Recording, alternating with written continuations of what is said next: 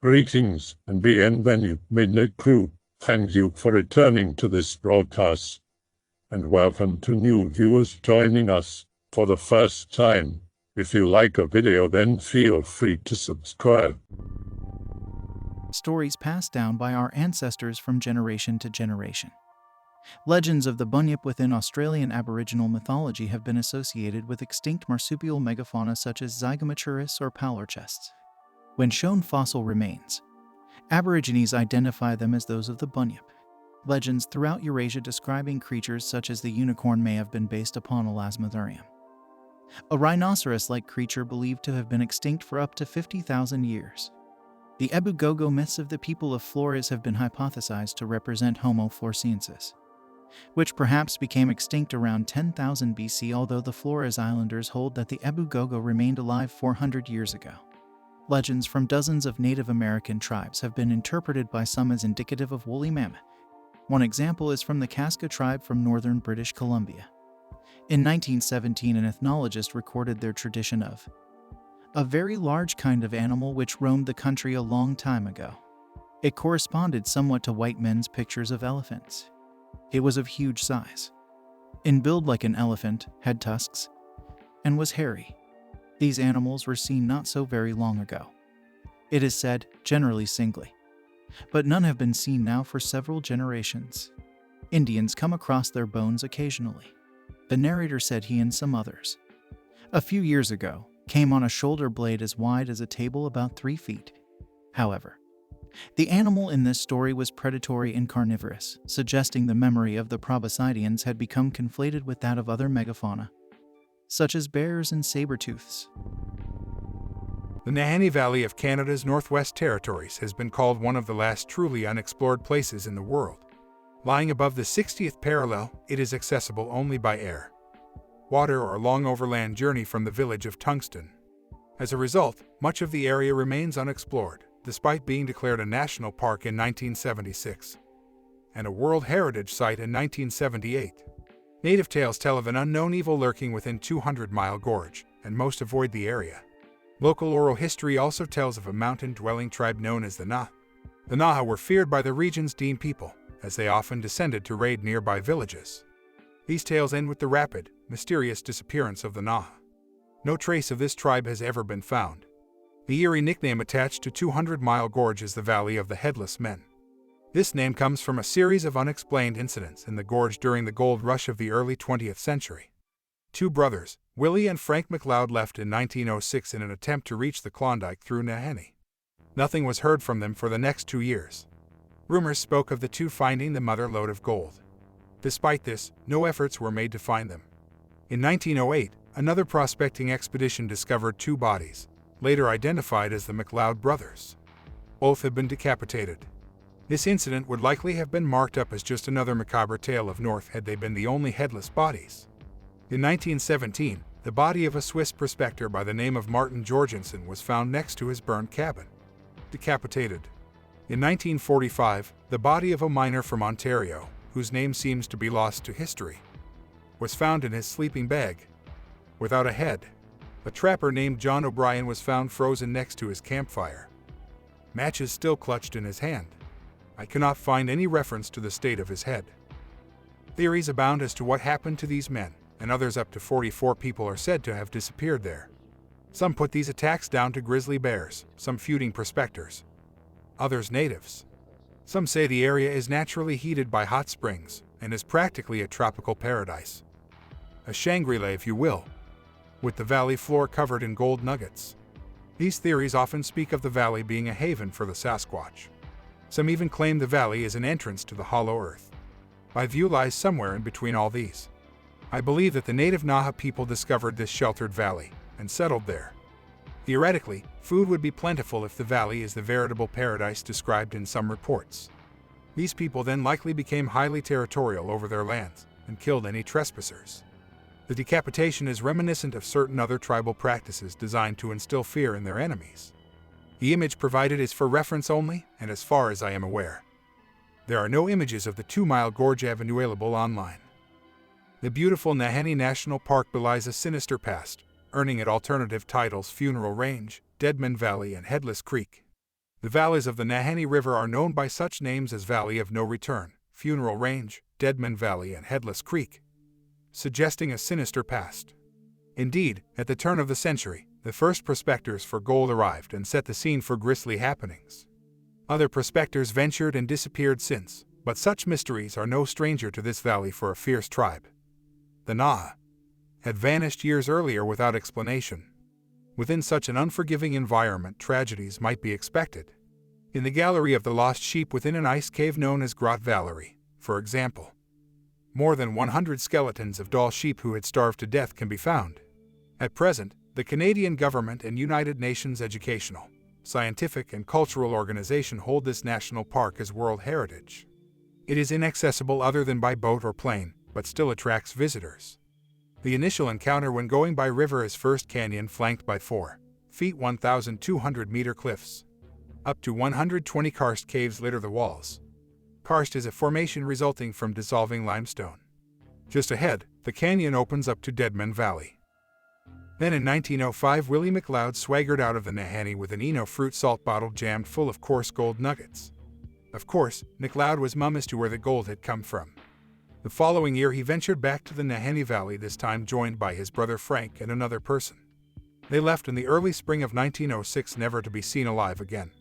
2 years later, the remains of the McLeods were found near the head of what is now Deadman's Valley in the spruce on the left bank of the Nahanni, a couple of miles below the entrance to the second canyon. So the rumor goes, the bodies were tied to trees and headless, and a note saying that the McLeods had found gold. The mysterious other person was never seen again. Even the discovery of the bodies were shrouded in mystery. It is not clear who were the first to discover the gruesome sight. It may have been a party of wandering prospectors, including Poolfield, an ex-Northwest Mounted Police officer, or another McLeod, brother Charles, who was accompanied by the first patrol of the Royal Northwest Mounted Police into the Nahanni country. In any event, the bodies were buried near their cabin in the Headless Valley, long since washed away by the flood waters and ice. The police concluded that there had been no foul play, despite the rumor that swirled throughout the north of head hunters, cannibals, and mountain men in the region. This was the beginning of the Nahanni legends. 5 years later, more fuel was added to the litany of mysteries of the Nahanni. Attracted to the lure of gold was a Norwegian, Martin Jorgensen. Poolfield, the same person who had come upon the McLeod bodies, received a letter saying that he had struck gold in the Flat River area, and that he should rush to the Nahanni. Jorgensen had set up his cabin on the Nahanni opposite the Flat River. Field came across the remnants of the cabin, about 50 yards from the cabin. I found an axe in the trail. I picked it up, and just around behind the trees I found Martin's bones, or what was left of them. His gun lay close by, loaded and cocked. We never found his skull. Poolfield remained in the Nahanni area prospect and later establishing a trading post at Nahanni, but where he became good friends with the Laffertys. They often headed up the South Nahanni in search of gold and furs, traveling overland in the fall with their pack dogs and returning by canoe in the late spring. On one of these trips, Jonas Lafferty tipped in his overloaded canoe, throwing his winter gatherings and his brother Frank into the icy cold silty waters. Field never let them live down the incident, and the relatively small rapid has been tagged Lafferty's Riffle, something as eating people in the valley and taking the heads as a trophy. Shortly afterwards, during the winter of 1922, John O'Brien, a World War I vet, was trapping in the vicinity of the Twisted Mountain. Jonas Lafferty stopped by O'Brien's cabin and, not finding him, started searching. Atop the mountain at the end of his trap line, Lafferty found O'Brien frozen solid as a rock, kneeling by the remains of his fire. The man's arms must have been so cold that he couldn't even strike the matches that he clutched in his hands. These were not the end of the rumors, and it is not surprising that they should continue to swirl. These were not topographers, scientists, botanists. These were fortune hunters. The region in the 1920s was one of the few areas in Canada with blank spots. The maps of the area showed 2 straight lines to indicate the Nahanni and Flat Rivers, in fact one of which was in the wrong place, along with the Lone Word Falls. There were persistent rumors of prehistoric animals that ravaged the region. Bones and tusks of mastodons were found. In addition, the native people of the region were able to accurately draw pictures of mastodons on their rawhide. Combined with rumors of cliff-dwelling mountain cannibals and weird uncontrolled noises in the valley, it was only the brave who would venture forth. Tailypo. Origin: Appalachian Mountains, USA. There are a few different versions of this, but this is what I remember from when I was a kid. Deep in the woods lives an old man and his hunting hound. Running low on food and with winter nearly upon them, the man takes his hound on one of their last hunting trips of the season. After hours of tracking, they come upon a rabbit and the old man manages to shoot and kill it. Knowing that the rabbit will not last them very long, he presses on in hopes of finding a bigger take. Eventually the man hears something rustling in the brush ahead of him, and, driven by hunger, he levels his gun and shoots. A beastly cry of pain resounds from the brush, followed by the sound of something scurrying away. As he approaches the brush, he notices splatters of blood on the ground, and in the middle of it all, the severed tail of whatever creature was in there. Knowing that the sun would soon set, the old man took the tail and returned to his cabin. Later that evening, as the man was cooking the rabbit, he decided to inspect the tail. It was unrecognizable. It was unlike the tail of any animal he had seen in the woods before. His stomach groaning, he thought nothing of it and decided to cook it along with the rabbit. As he was laying in his bed to sleep that night, the old man heard a strange scratching sound coming from the door of his cabin. He looked outside his window and saw a figure shuffling around in the darkness. He could hear something faintly moan, "Tailypo, Tailypo." The man jumped up and ran to the door and set his dog onto the intruder. The dog chased it into the woods, the sound of its barking slowly fading away into the night. The man waited for his dog to return, but it never did. He went back into his cabin and tried to go back to sleep. The man was again awakened by the sound of his door slamming open. He reached for his gun and got up to investigate. However, he found nothing and figured that a gust of wind must have swung it open. He closed the door and returned to bed, eager for the morning. Just before he drifted off to sleep, he again heard that familiar scratching sound, except this time, it was louder and much closer. It was coming from inside his room. He sat up and looked about the room. As he looked toward the foot of his bed, his gaze was met by a pair of glowing yellow eyes. "Tailypo, Tailypo." Paralyzed with fear, all the man could do was slink back underneath his sheets. He felt the weight of the creature climb onto his bed. "Give back Tailypo." The sheets were ripped from his hands and the man felt a set of claws sink into his stomach. The legend of Solse Gat. In a forest near a small village lies Solse Gat. It is a large pit between the hills. Pick related. There once stood a mighty monastery with many towers. It was surrounded by water and a broad stone path leading towards the entrance. But it was an evil monastery. The leader and all the monks had sold their souls to the devil. They led a life of luxury and wealth. In the middle of the night the Black Book was read, where all the witches and ghosts from the area participated. They drank wine out of buckets and all night tasty meals were served. The devil made sure the stock never ran out and he mixed the wine himself. There was dancing, singing and swearing into the early morning. Many villagers had heard strange and frightening sounds inside the monastery. That lasted until one stormy Christmas Eve. Already centuries ago. The villagers were scared during the storm in their homes and in the middle of the night suddenly heard a loud burst of thunder. The next morning, a little boy came running into the village and said that the monastery had completely disappeared in the forest and there was a chilling deep pit at that location. The trees around it were uprooted from the earth. All residents wanted to see the miracle. They found a paved street with cobblestones and the wide, stately avenue, which was all that remained of the monastery. The earth had opened and closed again.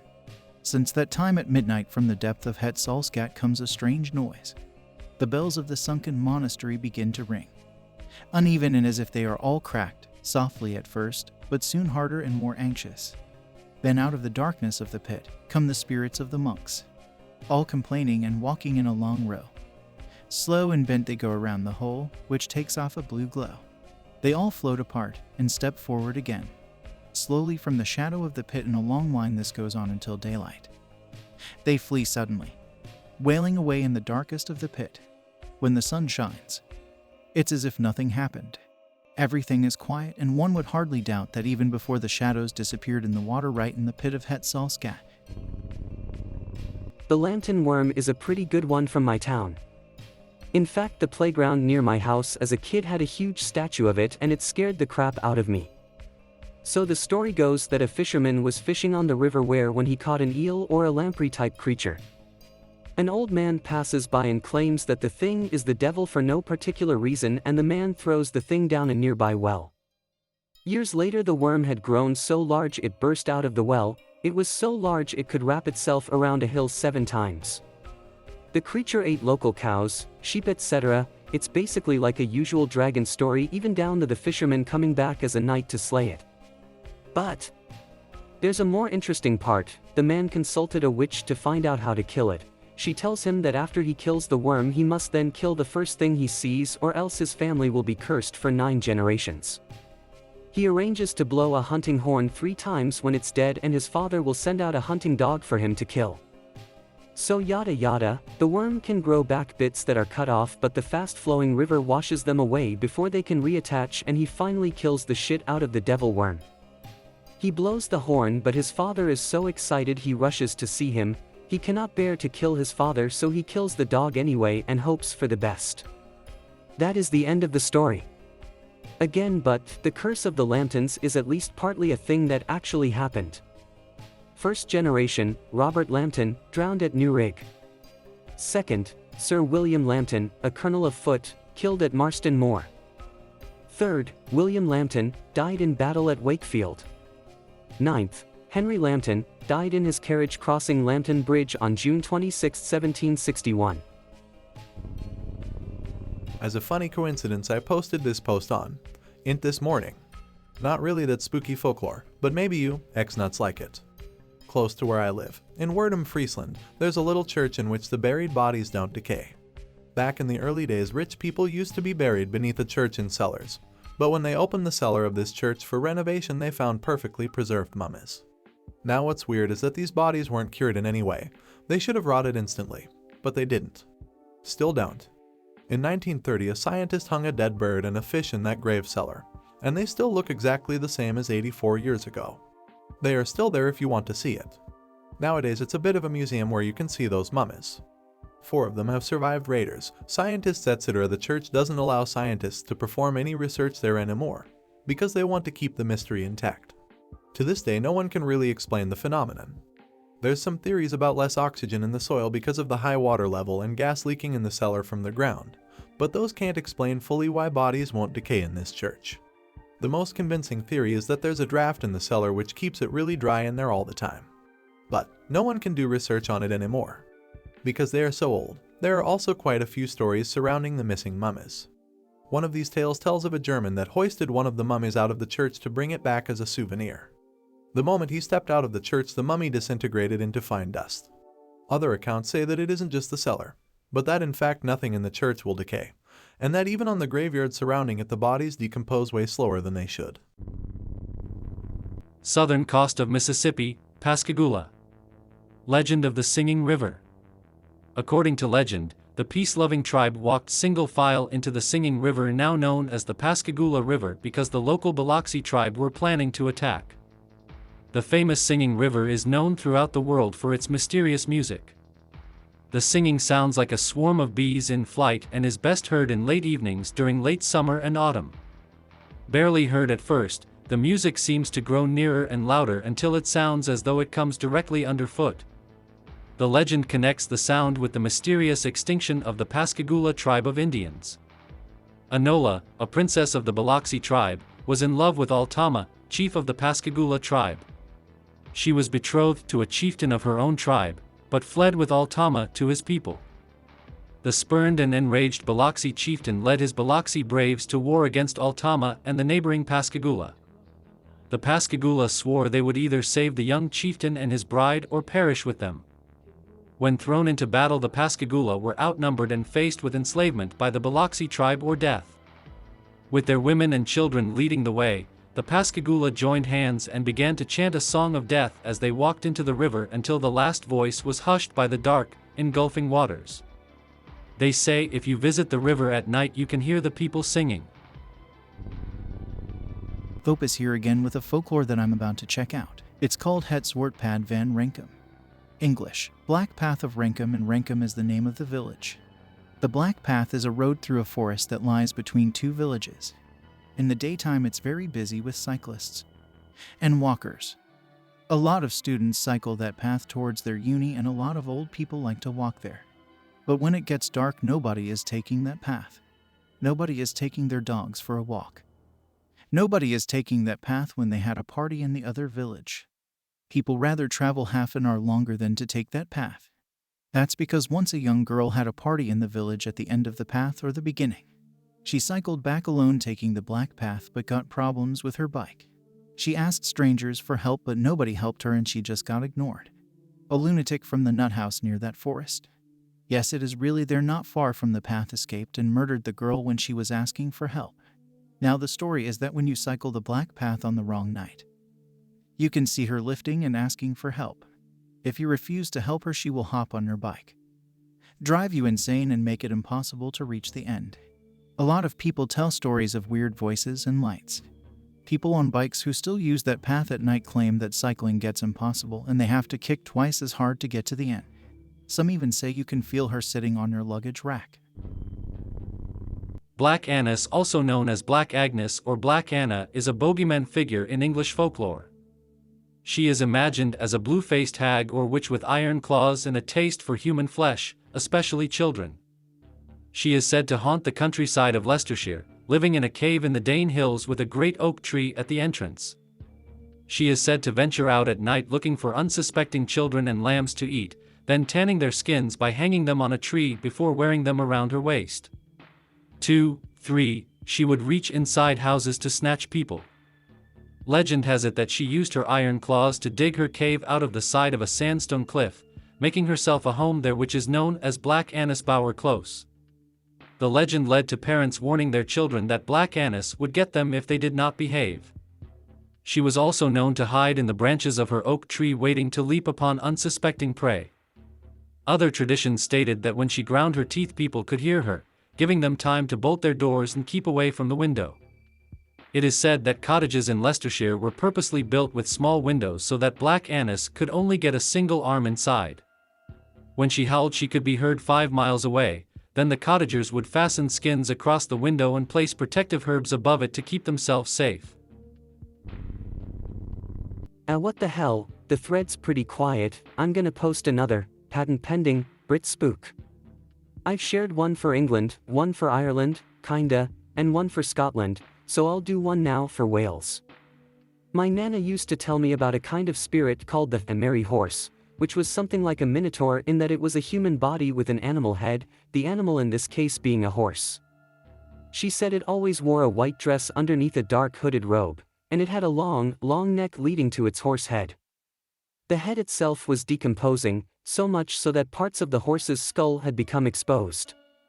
It wasn't meant to be dangerous, just creepy. Its whole deal was appearing to children, especially little girls, who were on their own, and ask them if they had a merry horse, to which you were supposed to answer yes. It was supposed to disappear after that, but occasionally it would follow you home at a distance, and if you spotted it doing that, then you had to say this little rhyme, merry horse, go away. Ask another child to play. I imagine my nana straight made that part up, but I'm including it for posterity.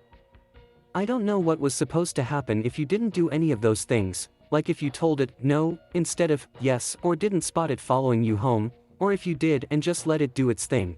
Whenever I asked, my nana would just tell me not to worry because it didn't have any power over good Christian kids. This was her default answer for everything. In a classic case of my friend's dad's brother's ex-wife said my nana used to tell me that her sister, my Auntie Tina, saw a merry horse once, and had the above exchange, which is what inspired the story my nana told me. My Auntie Tina was pretty senile when I was younger, so I can't really take anything she said to be gospel truth, but for what it's worth, she did corroborate the story.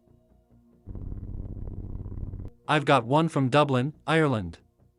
The Hellfire Club is situated atop Montpelier Hill. It was built in the 1700s by Speaker William Connolly as a hunting lodge. Legend goes he used the stones from an ancient Celtic tomb for the roof of the building, which then caught fire during a thunderstorm and was abandoned. Later, in the 1800s, the notorious Hellfire Club moved in. There are 2 main stories. The first is of a farmer who lived near the club and, finally sick of all the awful sounds and terrible lights that emanated from the place, called on a local priest to go up there with him and sort the place out. The farmer and the priest made it there after night fell and banged on the door. The club members dragged them in, overpowered them and sat them at a long dining table. They couldn't just escape, and so could only wait to see what happened in the face of overwhelming numbers of diabolical men who would do terrible things to them. The head of the table had been empty, but now, there strode out a colossal black cat, which crawled upon the chair at the head of the table, surveying the members present. The priest, knowing exactly what he was looking at, took from his clothes a glass vial of holy water and threw it at the cat thing. There was an unspeakably awful sound and black smoke engulfed the room. In the chaos, the farmer fled the building and only found out later that the priest had been found stone dead outside, his throat ripped to shreds, in the doorway of the building. The second is the story of how it got to be in its present condition. One night, there was a terrible thunderstorm and a traveler came to the door seeking shelter from the rain on that lonely hillside. The men, in a generous mood, let him in, dried him off and sat him down to play cards and drink. During a game of poker, one of the club members dropped a card and leaned under the table to retrieve it, noticed the traveler had removed his shoes, and in place of feet were black cloven hooves.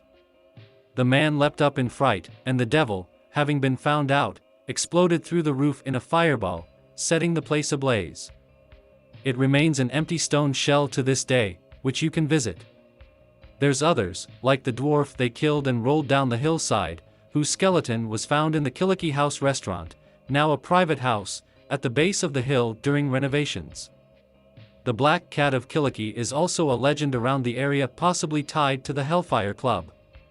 The legend of the devil as the traveler on a stormy night is also told in Loftus Hall in County Wexford. Grew up in Pittsburgh, here's a few. The Green Man was a deformed figure that haunted the outskirts of the city. His face melted off. Smoke billowing through gashes, his skin also glowed green. He was the victim of a horrible accident in a factory. He either died and became a ghost, or survived and hid out in abandoned buildings. This is actually partially true. He was a real person that climbed a bridge as a kid and got shocked by an electrical line, leaving him badly disfigured. He'd go for long walks at night and he eventually became an urban legend. His skin did not glow, and the smoke was probably just him smoking cigarettes. He was a pretty nice guy apparently. His name was Raymond Robinson. Pick related, him hanging out with some teenagers.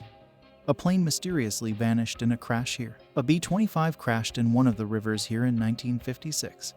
A B-25 measures 52 feet long, 17 feet tall, and has a 67 feet wingspan. The crash location was roughly 500 to 1 feet wide and 25 to 35 feet deep.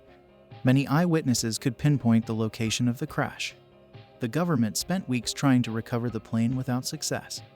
Dead Man's Hollow, a former industrial area, got its name in the 1870s when a person was found hung there. There were an oddly large number of other deadly events after. A shootout on horseback, bandits getting gunned down by cops, an accidental dynamite explosion, factory fires, an elevator death, and drownings. It's now a 400-acre nature preserve, with all sorts of rumored paranormal and too spooky phenomena. I hope that you enjoyed tonight's broadcast. If you enjoyed tonight's story, then please subscribe to the channel as more green texts will appear daily. A new broadcast will appear when the clock strikes midnight Central Time.